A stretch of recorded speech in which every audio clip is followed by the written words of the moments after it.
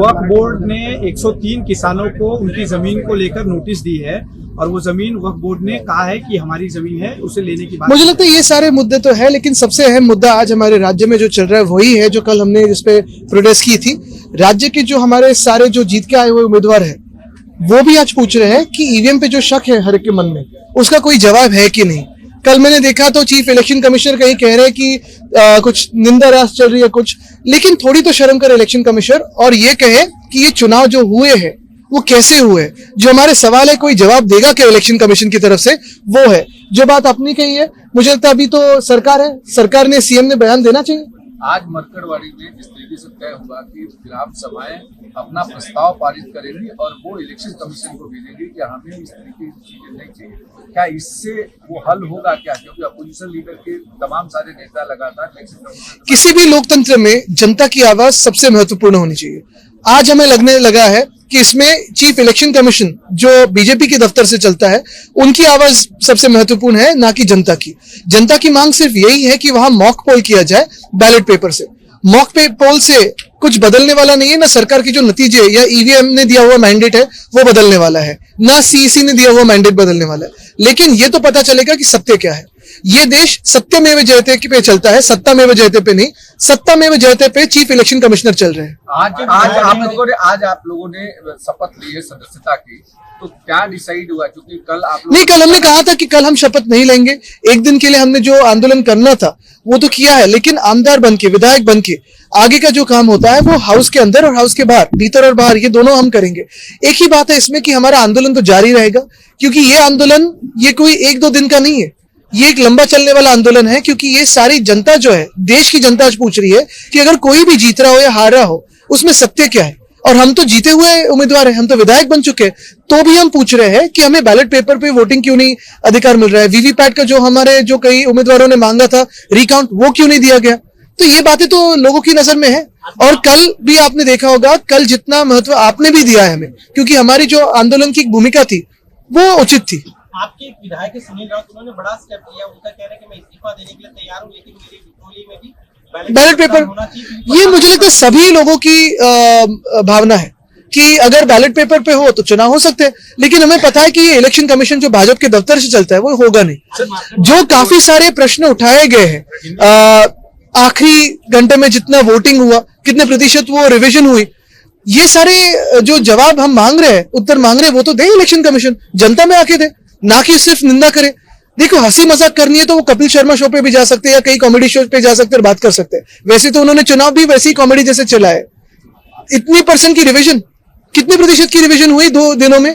कभी आपने election commission के इतिहास में या सारे जो चुनाव है इस देश में उसके इतिहास में देखा है कि इतनी रिविजन होती है कभी 2 दिनों में? सर, हिंदुत्व को लेकर महाविकास आघाड़ी में टकराव दिखाई दे रहा है। समाजवादी पार्टी एक तरफ जहां बोली कि वो अलग हो जाएगी, देखिए मैं उन पे ज्यादा बयान नहीं देना चाहता। वो कभी कभी भाजपा की बी टीम, यानी यहाँ क्या अखिलेश जी के नहीं, अखिलेश जी अपनी लड़ाई लड़ रहे हैं, यहाँ की जो है वो कभी कभी भाजपा की बी टीम की जैसे बर्ताव करते हैं वो हमने पहले भी देखा है। और इस चुनाव में भी मुझे ज्यादा बोलने के लिए आप इस पे ना लाइए। उन्होंने किसकी मदद की, कैसे मदद की, तो सबको जाहिर है। लेकिन मैं ये कहना चाहता हूँ कि कल का जो ट्वीट था वो पहले भी करते हैं, लेकिन हमारा जो हिंदुत्व है स्पष्ट है। हमने कभी ये नहीं कहा कि हम हिंदुत्ववादी नहीं है। हमारा हिंदुत्व घर में चूल्हा जलाने वाला हिंदुत्व है, हाथ को काम देने वाला हिंदुत्व है, हृदय में राम और हाथ को काम, ये करने वाला हिंदुत्व। और हम स्पष्ट है, हमारा हिंदुत्व सबको साथ में लेके चलने वाला है। यानी कहा था भाजपा ने सबका साथ सबका विकास, लेकिन हम सबका साथ सबका विकास असल में करते हैं, कहते हैं और करते भी आए हैं।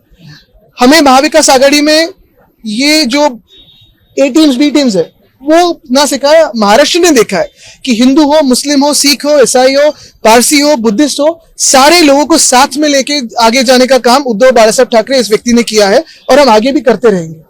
और यही हमारा हिंदुत्व स्पष्ट है, हृदय में राम, हाथ को काम। ममता बनर्जी जी ने कहा है कि इंडिया गठबंधन का वो लीड करने के लिए इच्छुक। आपको भी क्या लगता है, क्योंकि बाकी और पार्टियां समर्थन कर रही है इंडिया गठबंधन? ये हमारे देश के संविधान के लिए लड़ रहा है, हमारे लोकतंत्र के लिए लड़ रहा है। दिल्ली में अगर आप देखिए, लोकसभा में हो या हर एक राज्य में हो, हमारा जो गठबंधन है हमारे संविधान और हमारे जनता की आवाज के लिए लड़ रहा है।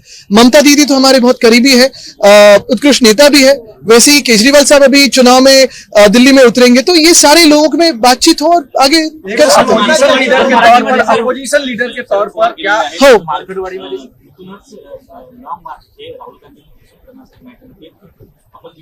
नक्कीच आम्ही जाणार आहोत. आम्ही या टप्प्याटप्प्याने जात आहोत, कारण तिथे आपण पाहताय जास्ती जर लोक गेली तर गडबड पण होऊ शकते. एक महत्वाचं स्थानिक जनतेने मार्केटवाडीमध्ये जे सांगितलं होतं की तिथे बॅलेट पेपरवर मॉक पोल पाहिजे. आता मॉक पोलने सरकार पडणार आहे का तर नाही, पण सरकारच्या मनात एवढी भीती काय, निवडणूक आयोगाच्या मनात भीती काय एवढी? मॉक पोल दिला, बॅलेट पोल पेपरवर दिलं तर काय बिघडते तिथे? उलट तिकडचे जे जिंकून आलेले आमदार आहेत ते पण सांगतात की आम्हाला मॉक पोल द्या. असं नाही ना की कोणी हरलेलं सांगतंय, जिंकून आलेले सांगतात. अपोजिशन लीडर के तौर पर जिस तरीके से सर हिंदुत्व बघा आता आवाज वाढत चाललाय. महाविकास आघाडीमध्ये हिंदुत्वाच्या मुद्द्यावर काही बघा, समाजवादी पक्ष अखिलेश यादवजी जे चालवतात ते युपी मध्ये एक वेगळेपणे चालवतात. इंडिया आघाडीचं तिथे खूप छान नेतृत्व करत आहेत. इकडचे जो त्यांचं जे काही आहेत, अनेकदा मी हाऊसमध्ये बसून पाहिलेले आहे आणि या निवडणुकीत पण पाहिले की ती भाजपची बी टीम म्हणून काम करतात. मला त्यांच्यावर बोलायचं नाहीये. हे जे कालचं ट्विट होतं ते आधी पण करत आले.